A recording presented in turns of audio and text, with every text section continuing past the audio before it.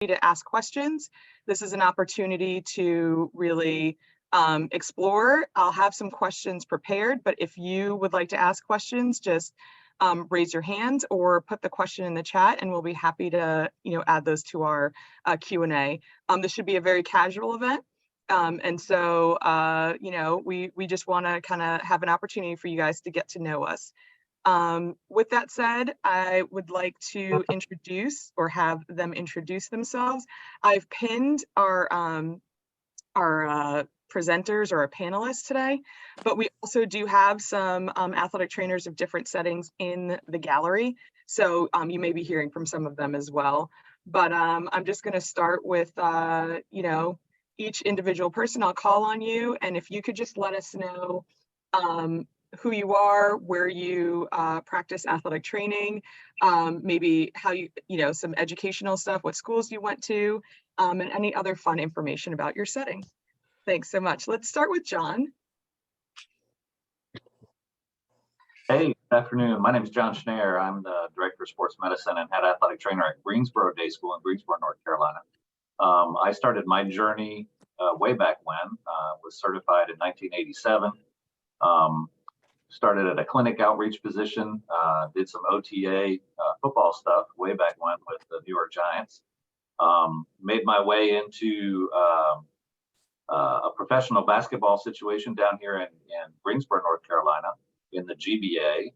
We've spent a 6-month season, 3 months in Europe and 3 months in the States. That was quite an interesting role. And then migrated back to a clinic situation with outreach at a high school and found my way to Greensboro Day School, where I've been for 31 years now. I also sit on the board for the North Carolina Independent School Athletic Association, and I'm the head of the Sports Medicine Advisory Committee for the independent private school setting. Thank you. Awesome. Thanks so much, John. Brittany? Good afternoon, everyone. My name is Brittany. I don't have as many years in the profession as John does. I became certified in 2017 from Catawba College here in North Carolina. Went on to do a master's in West Virginia, and then finished out my doctorate in athletic training through Temple about 1.5 years ago. Currently, I am the representative for the industrial setting. So I work for a company that is known here in North Carolina as Select Physical Therapy. We mainly have physical therapy clinics across the state. We also have some school contracts and some professional contracts as well here in the state and then across the nation also. But predominantly, I work with companies on site at their location to reduce injuries for their employees and get their employees back to 100% as quickly as I can. Awesome. Thanks so much. Larry? Hello, everyone. I'm currently in the entertainment setting. I have worked for the last 20 years with the WWE, the wrestling that you all see on TV.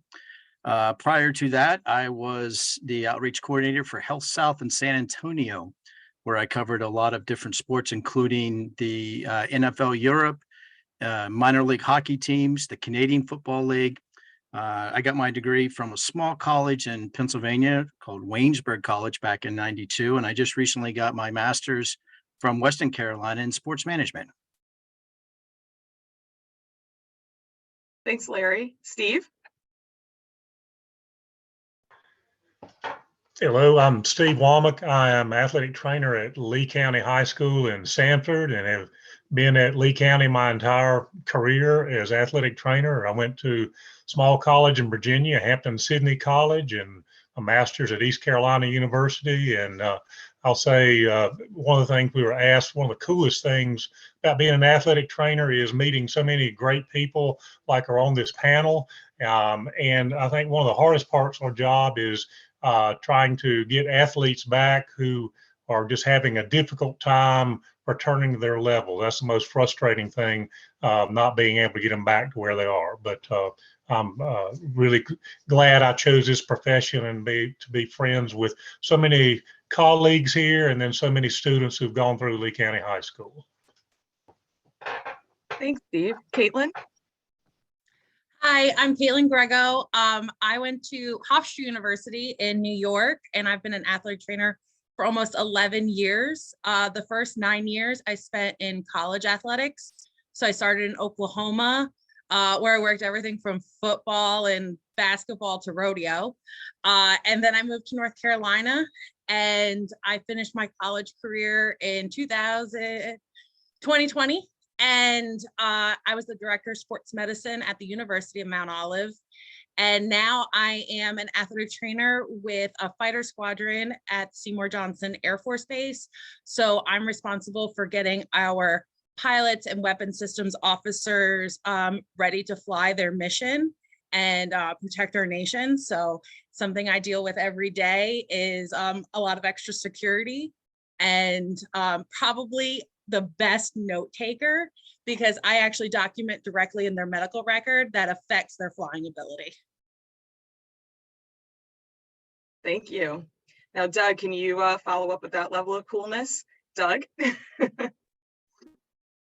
Not near as exciting. My name's Doug Halverson, the head athletic trainer for UNC men's basketball.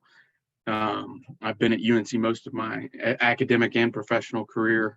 Started an athletic trainer when my high school athletic trainer introduced me to the profession, and have enjoyed every minute of it ever since, working alongside a lot of great professionals and athletes.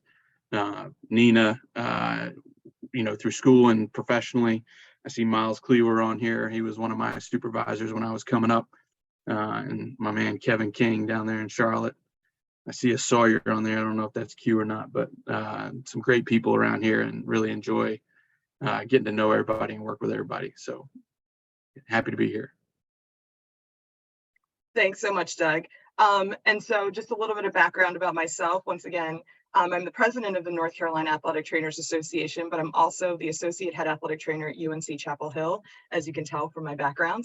I worked 17 years with the men's lacrosse program. I currently moved over to the women's gymnastics program. I did my undergraduate work at Boston University, and I did my master's degree at the University of North Carolina at Chapel Hill. And so just a little bit about my journey. We have some special guests in here, so I'm not gonna, I don't know, Kevin, would you like to introduce yourself, or are you busy working? So Kevin King is the head athletic trainer for the Carolina Panthers. And then we have Brandy Klemer, who is one of our committee chairs for the Settings Committee. Lindsay Braddock is one of our secondary school chairs for our committee. And Jarrett Friday is our treasurer. Eric Hall does lots of great things and saves lots of lives. And so we have a lot of different individuals here that can, also add their experiences to what we will share. So thank you all once again for taking time in order to, spend some time with us. Please feel free to raise your hand, enter the chat, write a question. Brandy will be monitoring the chat throughout this talk. So our first question is, what's it like doing what you do? If you could briefly tell us what a normal day is like for you. Brittany, can you start?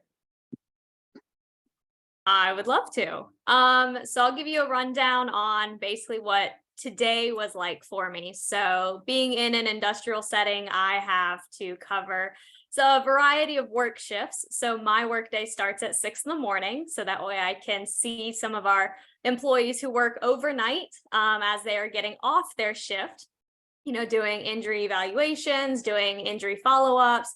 That is a majority of what I spend the most of my morning doing, just checking in on our employees, making sure that their injuries are progressing as we hope that they should, and also catching our next shift of employees as they come in. And then I also work into working with our new hires. So we're doing a lot of injury screenings right now using some different tools, some that you guys may have heard about, whether it be Fusionetics or an FMS system, but just seeing how employees are physically capable as they come in, making sure that we're matching them with jobs that they will actually succeed in, and that might not cause injuries in the long run to them, but going ahead and discussing, the importance of staying hydrated, doing their stretching, getting proper rest, keeping up with their nutrition, Things like that's typically how I spend a majority of the day. And then I also get to work with, not being in a traditional setting, I don't work with coaches and athletes. I work with engineering, and I work with the health and safety team, and I work with some different contractors that come in as well through other companies. So spend some more of my time working on doing job station redesigns and figuring out how we can get like ergonomic matting into areas that people are working, just to really reduce the stress and fatigue that they have to sustain while they're working. So that's a pretty good C, can you tell us what company? So the company that I currently work for is called Select Physical Therapy. We are across the nation. Our national brand is called Select Medical. So in different states, we're under different names. Here in North Carolina, Select Physical Therapy. Some of the companies that we have contracts with include some names that you guys might recognize, such as Delta at American Airlines, FedEx Express, Pella Windows, Disney World, things like that. So we have some really cool contracts. Get to have athletic trainers in a variety of settings, working with a bunch of different people. So I spend most of my day actually down at Reynolds Consumer Products, which makes like hefty brand, they make all of the plastic utensils that you see getting sold at Sam's Club, and they said they make all the red Solo cups for most of the nation. So it's very interesting working and seeing that side versus being on the sideline day after day. All right, so to the sideline, Doug, can you tell us what an average day looks like for you? Absolutely. The mornings for me are usually filled with more administrative and individual appointment roles. So as our athletes are having to deal with injuries, one of my roles is to make sure I get them with the best care that they need. So I like to think that sometimes I'm able to be the one to provide that care, but occasionally I need help. So getting consults and appointments with people who are going to help support me in helping our athletes become healthy. Administrative roles, I work in a large sports medicine staff alongside Nina. And so I have other roles and tasks within our staff to help support the health and well-being for all of our student athletes at UNC, not just the men's basketball team. And then as we work into the afternoon, going to get more into that practice preparation stage where we try to put into place our injury prevention managements. We try to put into place any sort of individualized care needs to prepare our athletes for practice.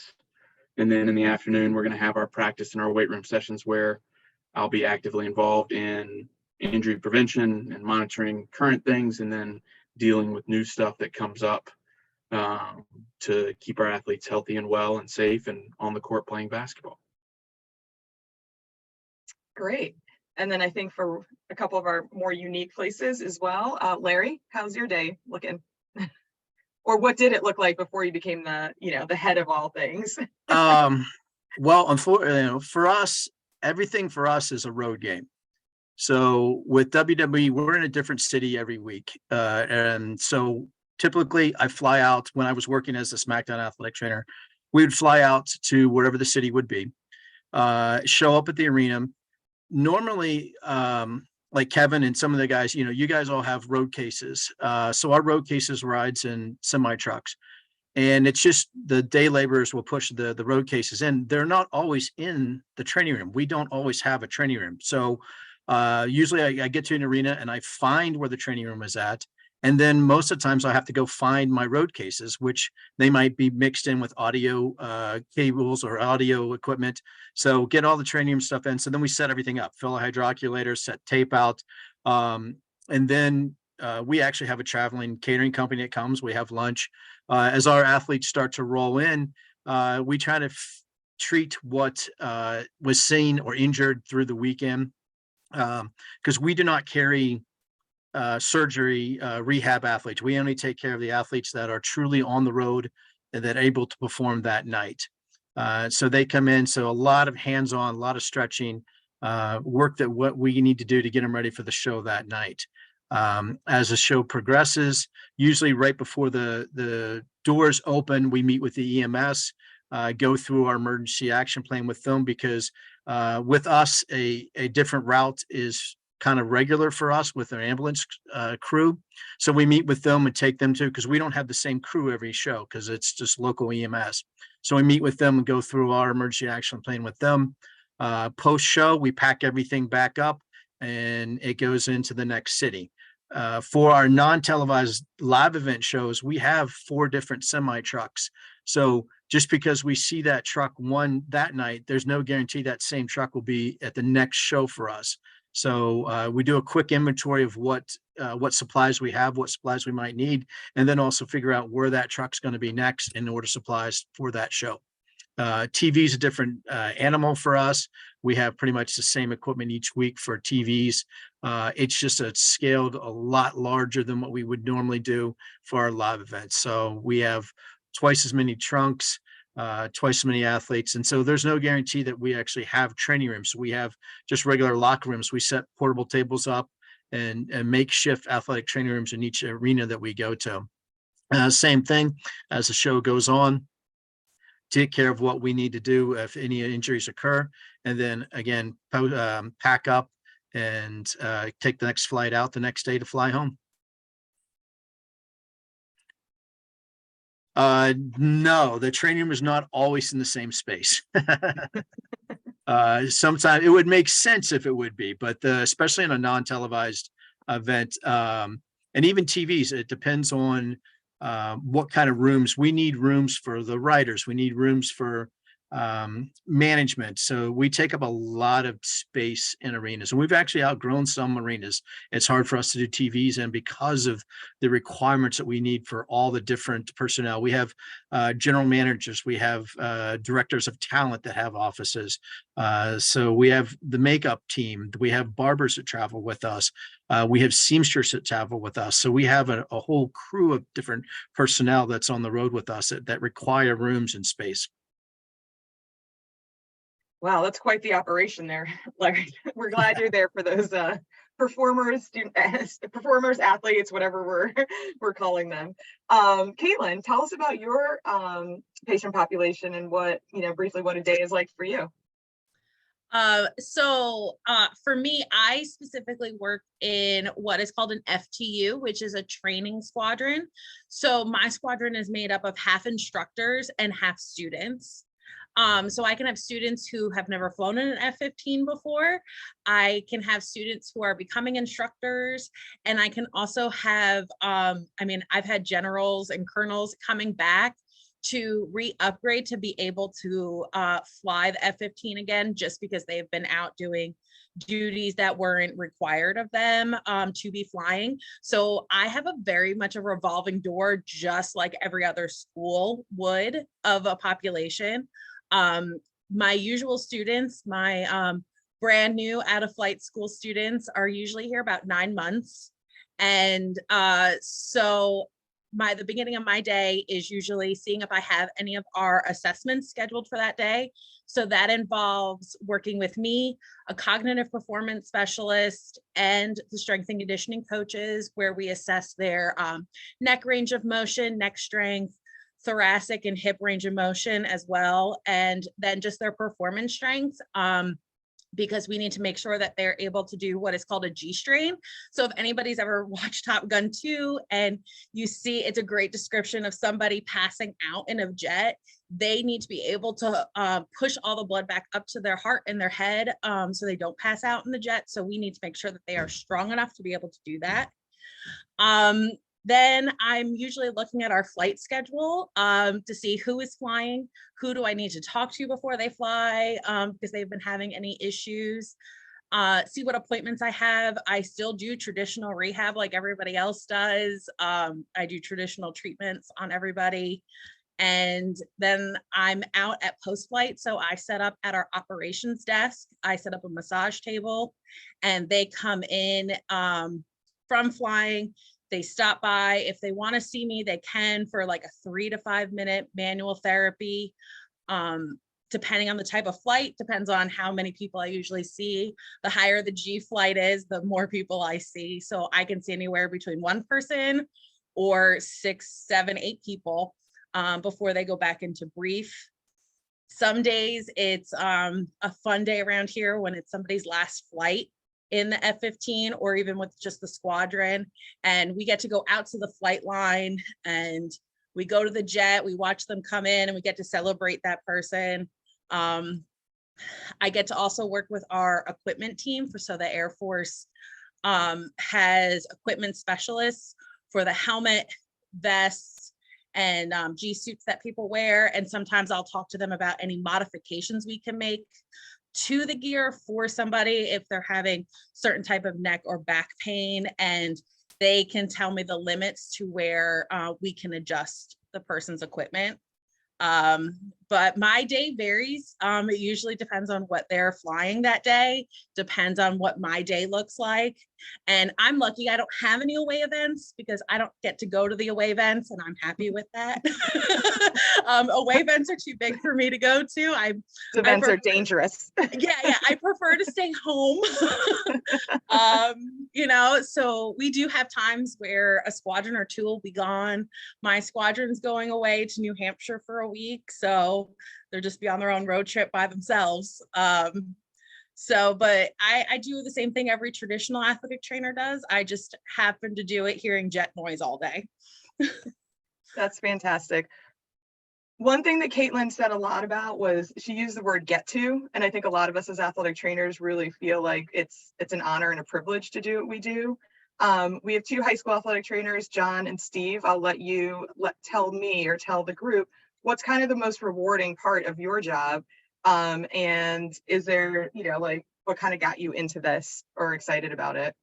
I see Steve took his mute off first, so you get to go first.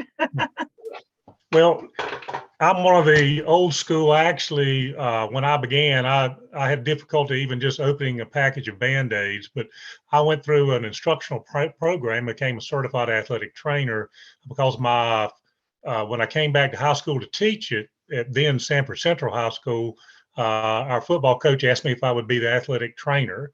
And I said, I'll be glad to do it if you'll tell me what it is. So I've progressed through all of that to getting my certification. I beat John a little bit in 1980, but, a high school athletic trainer, I would say probably centers around the sport of football, because we have in North Carolina, when a football team goes out, like we're in spring football practice now, if I'm not on the field, they can't wear helmets and shoulder pads. And of course, I'm also doing rehabs and taping pre-practice and post-practice and following up with them. Our other sports seasons basically have ended, with the exception of the few track athletes who made the state championships, which will be this weekend. But the most rewarding is, I'll never forget, I was at one athletic celebration event at the end of the football season, and they were calling out the football players to get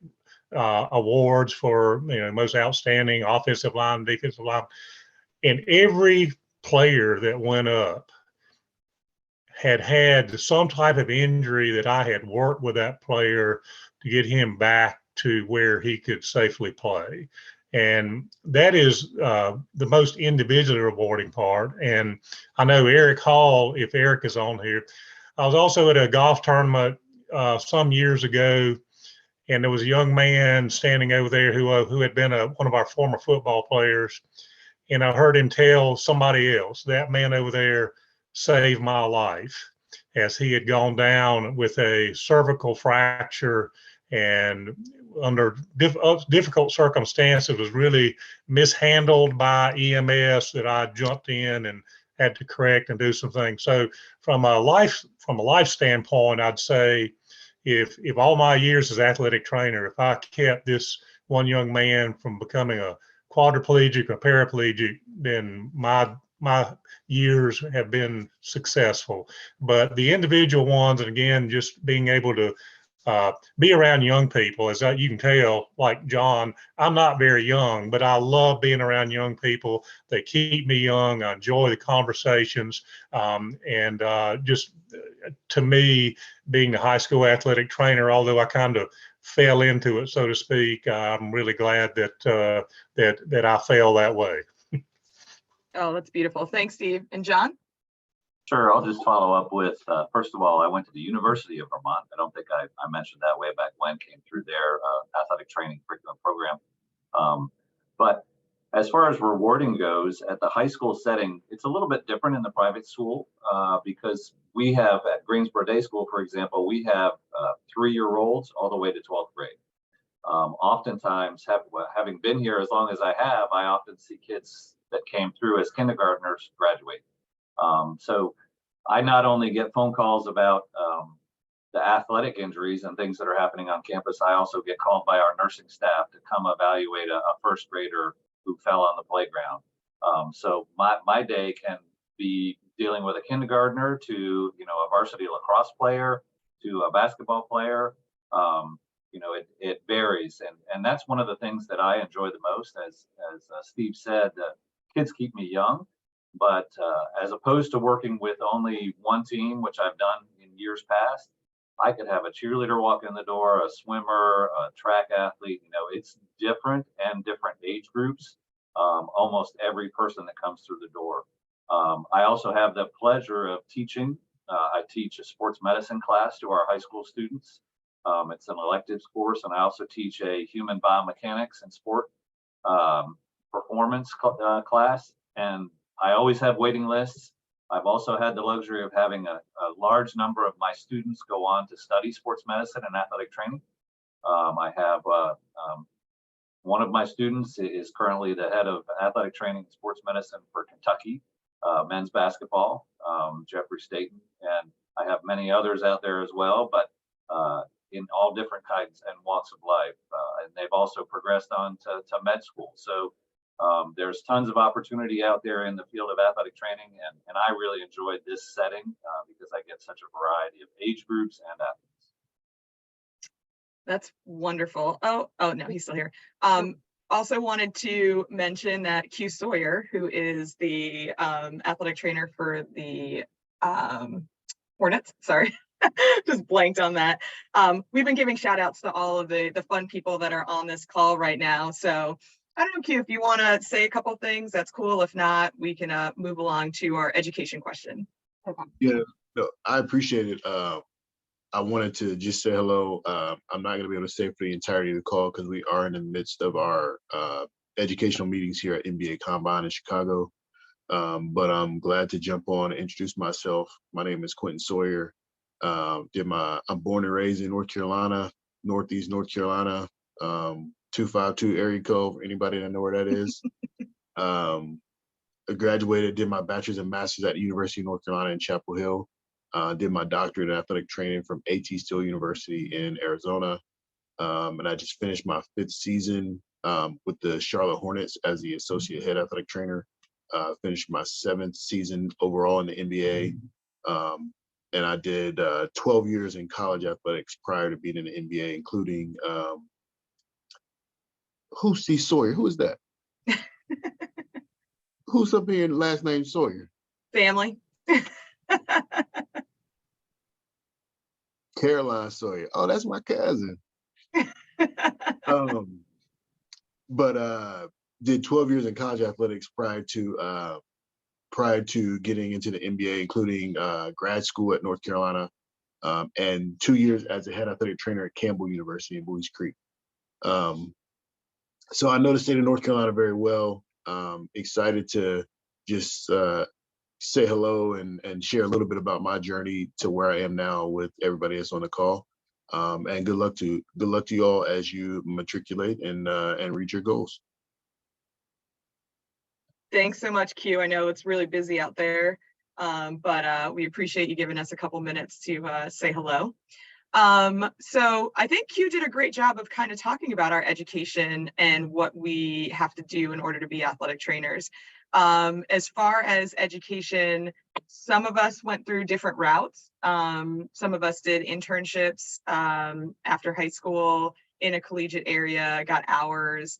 But then the athletic training practice changed to where you had to graduate from an undergraduate program that was strictly athletic training, which is how, like I did mine. Then once you finish that curriculum, either way, whether you went internship or from the athletic training program, you had to sit for your national board exam. You have to pass your board exam. And then in most states, you also have to apply for licensure in order to practice as an athletic trainer. So it's really important to recognize that ATs are healthcare professionals. We carry malpractice insurance. We have to pass our board exams. We have to do all the same things that every other healthcare professional does. Even if our office isn't a doctor's office, it can be a field, it can be, you know, where fighter jets are, it can be, you know, near wrestling ring or basketball court or anywhere. We all have the same, you know, level of education in terms of what we do. And, you know, a lot of times there's thoughts that if you're in the professional league, you've done more than someone who is in, you know, high school. But as athletic trainers, we actually have almost universally a similar educational track. Most athletic trainers will go on and get their master's degree as well in athletic training. And then currently, starting, I believe this year or last year, all athletic trainers will have to go to an entry-level master's program. So for you guys that are students out there, you can go to your undergraduate school, major in whatever you want to major in. And then what we want you to do is take a look at what schools you're interested in, because each has some different requirements in terms of how to get into school. But then after that, you can take whatever classes you want, and then you apply, I believe your junior year or early senior year, in order to get a master's degree in athletic training. And so that's a 2-year program. And the cool thing about those programs is that you will have immersion experiences. So you can, you know, study at any practice setting that you're interested in, stay there for between 8 to 16 weeks, learn from athletic trainers while you're taking your coursework. I see a question from Taryn. Taryn's our public relations chair, so she is also outstanding. If you go to our any of our social media, you will see her beautiful work on our sites. Y'all listen up now. She's great. About me. And So award winner. you were just talking about, you know, you can get your undergrad in anything you want. And I get this question a lot, and I'm not sure how to answer it because it was different when I went to school, but I always get the question, and other folks feel free to chime in, but what should kids major in who are interested in going on and getting their master's in athletic training now that it's a master's program? Great question. Anyone want to field that one? Brandy? I would recommend exercise science because it gives you a good foundation for some of the coursework that you are going to have to do within your master's program. And most 4-year universities have an exercise science major, and we also field PT, the other allied health professions. It's a gateway for PT, OT, AT, PA. So it's just a real good foundation for the coursework that you'll need throughout your master's degree. No, that's great. Yeah, I see a kinesiology major there, which is outstanding. But you want to set yourself up for success. And so sometimes it's very rigorous and the coursework goes very quickly. So if you don't have a good anatomy, physiology, you know, biomechanics, like those kind of classes backgrounds, and sometimes it ends up that like you have to relearn or learn that while other people in the class have already have that knowledge. And so we always recommend that you do something, you know, in the health sciences in order to get that foundational work. But there are requirements for certain schools for certain classes. So if you are in a non-traditional major, make sure you look early and see what those requirements are, that so that you can put it in your academic, you know, like progress, because it may be a little bit outside of some of the classes that you're taking. Nina, I'd like to put in a plug for community college, because I actually now I'm an instructor at Central Carolina Community College. And so the students out there who are thinking about, well, community college is my route, you can begin your first or second year of college through the community college and taking classes in the health and sports science programs that they have. You do need to know from wherever you plan to get your 4-year degree, what classes that they are requiring, so you can take those at community college. But that's also a route for you to take. No, that's outstanding. And it's a great opportunity to, you know, be able to start at that community college level, you know, nice and early. And I know some of you students can take college courses in high school. those are great opportunity to start your health science foundation. And I know HOSA is also an opportunity to really start learning about that. We've had presentations at HOSA. Taryn has spoken at HOSA, and those are really cool places that you can be with health science minded people, but also learn about all the different health sciences, including athletic training. So that's the business portion of this. Here's the fun. I would like our speakers, and you can raise your hand when you're ready, to tell me one of the coolest things that you've done as an athletic trainer, or a really interesting moment that you've had. Who wants to go first? I mean, I can go, but okay, Larry. I'll start. Sorry. So, like I said, being with WWE, we do get to travel and see amazing things. I've actually got two of them. So, we were the first Western organization to go into Saudi Arabia to put on a show. When we first went into Saudi Arabia, due to the laws of Saudi Arabia, we weren't able to, we had to get special permission to play our music, just to entrance for the music, because music is outlawed there. And then also it was only in attendance, only men could attend. No females were able to attend just because of the laws they had in Saudi Arabia. And within the 6-7 years that we've been going over there, we've actually helped change to the point now that we're doing stadium shows with both men, women, children, music, really to see the change, how it has affected, in Saudi Arabia has been a really cool part of my job. And then also, I've had the opportunity to go overseas twice with WWE to the Tribute to the Troops. So we went to Iraq, and actually were able to be on the ground in Iraq during a war zone and have our talent fly out into forward operating bases and meet and talk with soldiers on the front lines. And I was over there as the athletic trainer, and we performed a show in Baghdad, where the bombs were going off. A mortar hit 150 yards from where we were at, doing it with a setup one day. So being able to be in Iraq and actually seeing the troops and talking to the troops on the ground was a pretty cool experience for me. Wow, that's really cool. No, thank you for sharing. Anyone else want to share? I know that's a tough one to follow. Oh, Caitlin. Yeah. I have two. My first job, I worked in the Panhandle of Oklahoma, and you would never think something exciting would happen in the Panhandle of Oklahoma, but I got the opportunity to not only work college rodeo and be out there and watch the events, even though it's not an NCAA sponsored event, but I also got an opportunity to volunteer and work with the pro rodeo. So the small town I lived in hosted the 6th richest rodeo in the country. So I got the opportunity to work with the Justin Booth sports medicine team and be in their trailer and see the rodeo stars coming in and watching how they work, because that's a totally different setting to any of us. Their lives are on the road and they do nothing traditional compared to what we do, but being able to be in there and watch what they get to do and then watch these rodeo stars and what they put their bodies through was fascinating. It was so much fun to be there with them. But my current job, the fun things I get to do, I have sat in an F-15. I have put on the equipment that they all wear to see what it's like. We're the first program of our kind for the Air Force. So we're building the base for everybody coming after us. And being up there and being able to stand on this jet and feel what these people feel gives you so much respect for what they do every day and what they put their bodies through to be able to protect us. But being able to go out to the jet anytime, we're actually preparing for an air show this weekend. So seeing all the new different types of jets that are going to be here, like this is an environment I never thought I would be in.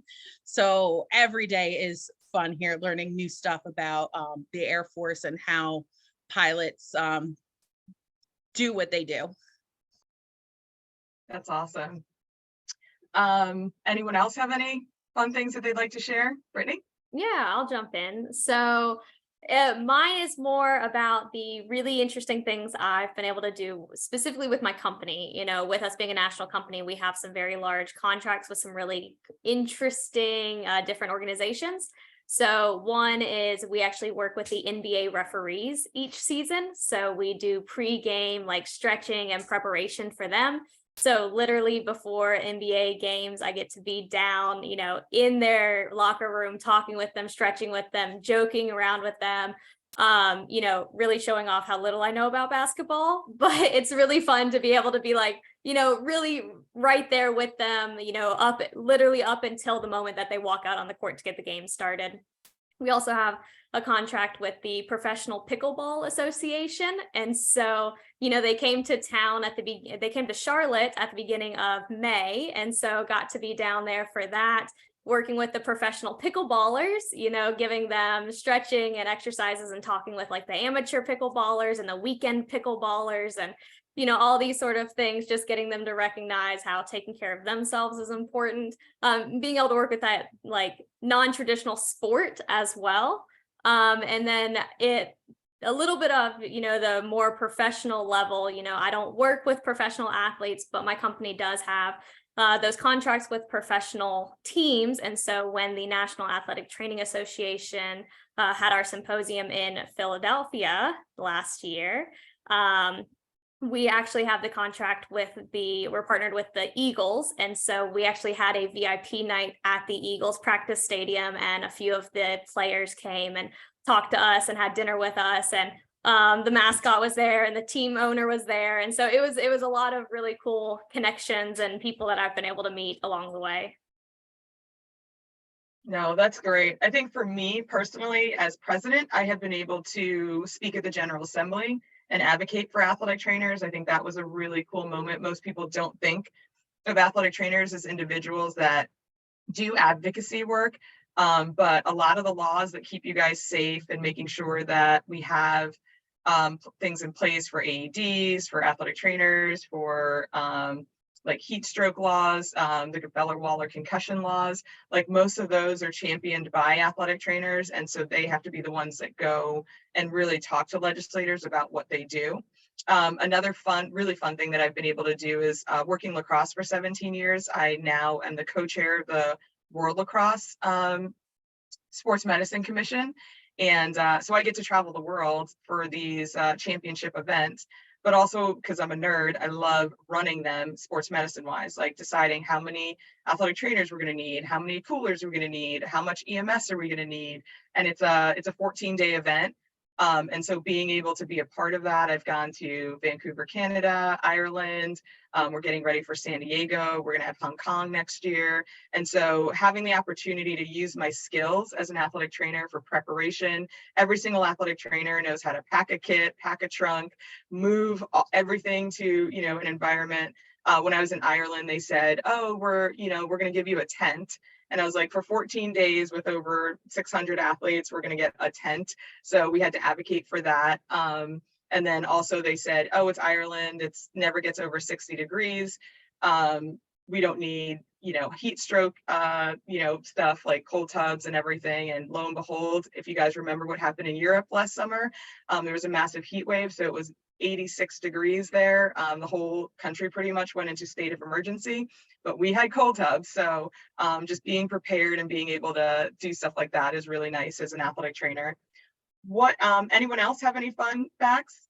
If not, I'm just gonna close out with, you know, any advice for high school students that are interested in athletic training. So I was gonna say, I'm probably the most recent out of school out of all of our panelists. And so I finished out right on the tail end of us making the transition into a master's program. And so I guess a lot of the concerns that I heard from, you know, classmates who are a few years younger than me and, you know, people coming in is the concern of now having to pursue that master's degree. And I guess my advice is don't be concerned.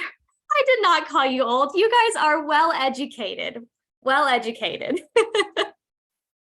You know, just don't be concerned about that master's degree. Take your time, you know, get your 4 years in.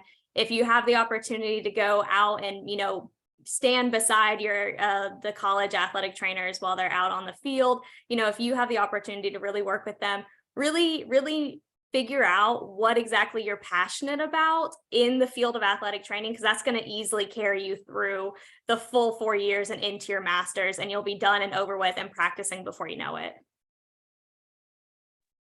Great advice, Doug. Yeah, I was going to say the similar thing to Brittany of, what's been fun is listening to all of my colleagues from all these different settings, and you can hear the passion for good healthcare from each of them. And I think we all have this similar background, but we found a niche that we feel passionate about. And I think that's a big part of this is I love the medicine, and I love giving good care, and being able to do that in a variety of settings is really fun. And so I think focus on the basics. Athletics can be very cool and exciting, and there's a lot of kind of shiny penny to that, but there's a lot of other things that we don't think about in the athletic training setting that are still super impactful, and you can derive a lot of satisfaction and passion from those things. And I think you can see that here today, and I enjoyed listening to everybody. So Thanks. I'm not sure, but I think Kevin King is unmuted. Yeah. Yes. Yes. No, Doug stole everything I was going to say, but because it's also so true. But yeah, for the high school students on, I just say be open to the various opportunities out there. Again, I've been in and out. Just got out of practice, so my apologies for not being 100% plugged in. But wow, how many different opportunities are out there, and different ways to help people through healthcare. And this settings meeting has really spoken to that. And as a high school student here in North Carolina, that was something I was able to do, was take advantage of volunteering and having exposure. I thought I was going to be a baseball athletic trainer when I was working as a bat boy and had exposure to athletic training. And then working at a clinic, I thought that was a pretty decent gig, and thought I might end up working in a clinic and maybe going the PT route. And it just keeps going on and on. So I would encourage these high school students to have your eyes open, be open to new opportunities, dive in, and like a lot of these other folks on the call, so many great mentors in the state, and in a variety of settings, and even beyond athletic training. So that's my 2 cents. No, that's great. Anything else from the group? I would just say, having had a lot of high school students go out into the field, go find somebody to shadow. If you're interested in something, I had the opportunity as a high school student coming out and through my college experience to shadow all kinds of events, whether it was bull riders, powerlifting, go out there and see all the different environments. I don't think there's any panelist on the call that wouldn't welcome a high school student that wanted to come observe for an afternoon. So don't be afraid to reach out and ask. There's resources all across the state and people to reach out to. And if you don't get a yes answer on the first call somebody else, but shadow. No, that's wonderful advice. Anything else?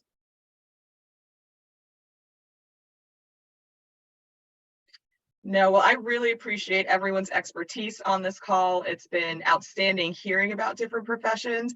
I think from, like him, Miss Height will shadow with WWE and the Tar Heels, wherever y'all want me to.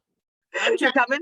A man to give me an NBA husband. My students is laughing at me, but wherever y'all want me to go. Brittany, get my email address so you can tell me how to stretch right. I'm the volleyball coach here. All right. Thank you, Ms. Knight. But yeah, I think the one thing, and I think you've seen it, is the enthusiasm. There are not a lot of jobs that you go to every single day and just enjoy it. Enjoy having fun, being with fun people. I used to always kid around with my lacrosse players. I'm like, man, I'm glad you're lucky you make me smile every single day, because I'd be really upset with you if you didn't. Athletes are a special kind of person They want to get back. They're very motivated. I don't have to force them to do everything. It's one of those things where they want it, they have that drive. And so I'm going to meet my patients' energy and excitement for what they want to do. If they're trying to get back fast, I'm going to try to get them back to where they need to be safely, but also, you know, if they want to get there, they're going to do the work in order to do that. The other thing I'd say for high school students, even if you're not interested in athletic training, get to know what it is. You all going to be parents and aunties and uncles, and your kids are going to be at like little league games and all these things. Ask questions. Is there an AD here? Who's in charge of the healthcare? What happens if this kid gets hurt? Where do I go if there's an emergency? Is there an emergency action plan there? When you guys play sports, you should know, is there going to be an athletic trainer there? And if there isn't, you need to start thinking about, is this a safe thing for me to do? What if something happens? And the more people we can get, like you know, high school students and the, you know, college students and the parents and the, you know, like I said, the aunties and the uncles and everyone understanding the importance of healthcare, the importance of having athletic trainers, all of those things, we will have a much safer environment for sports and for student athletes and for fighter pilots and for people in industry and WWE and everything else. And so the more we can advocate for this, everybody deserves good healthcare, every single person, and they have the right to good healthcare. And each one of these positions had to be advocated for. There was no athletic trainers in WWE before someone advocated for it, or in industry, or at high schools, or in colleges. And so you guys have to, you know, really take your future into your hands and decide that you want to have great healthcare wherever you choose to do sports. So on that, unless there's any questions from the group, I think we are done. Thank you guys for your support and your listening. You did good. I didn't see anyone pass out or fall asleep, so great job. And thanks for inviting everyone to this. Hopefully we'll have more events like this. Thank you. Thank all of you all. Thank you. Brandy, you can stop the recording. Thanks, guys. Thanks.